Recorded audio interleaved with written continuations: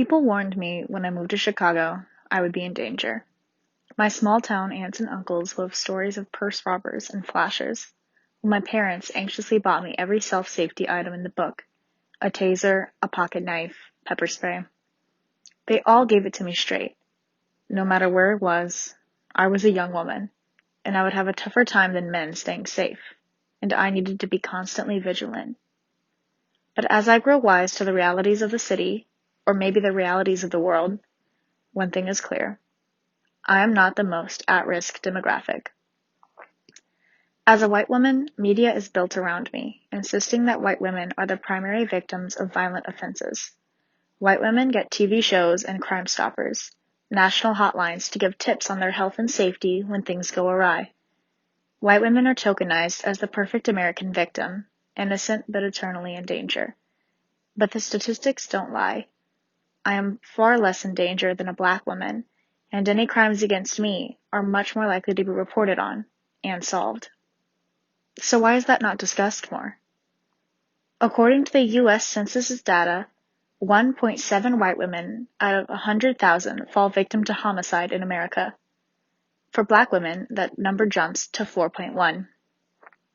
In Your Dead, So What, author Cheryl L. Neely points out the phenomena of missing white girl syndrome, a name for the morbid fact that although black women are 2.4 times more likely to be murdered, their murders are not as frequently reported to the press, while the deaths of most white women get extensive coverage.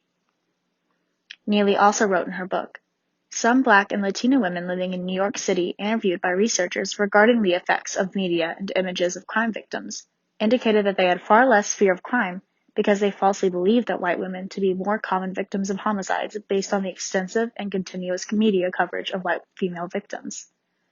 This goes to show that even within POC communities, people are sometimes unaware of just how dramatic the issue is. Throughout my time working with Professor Fountain and his project Unforgotten, my eyes have been opened wider through both his research and interviews and my own.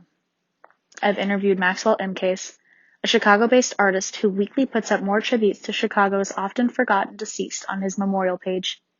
I've also interviewed Tanya Birch, a woman whose son's violent death sparked her push for change in her Inglewood community. Mcase was all too aware of mainstream media's amnesia when it comes to homicides in the black community. His goal is to wake them up in any way he can, through memorials, through art, through t-shirts, and hopefully, someday through policy.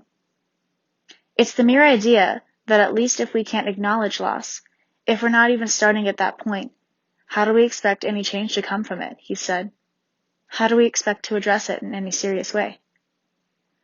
Tanya Birch hasn't forgotten the way Chicago police officers first asked about her son's past and gang involvement, which was non-existent, before telling her about his death. Additionally, she continues to hunt for his killer despite CPD labeling his homicide as a cold case.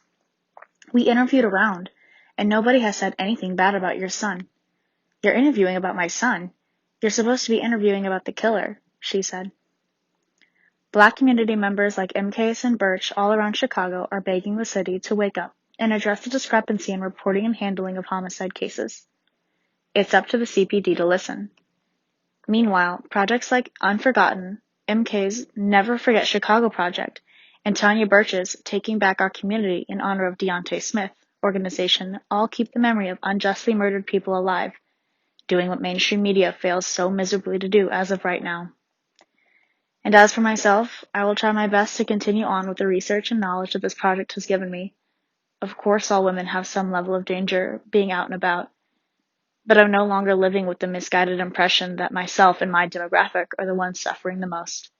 In fact, it could not be more opposite.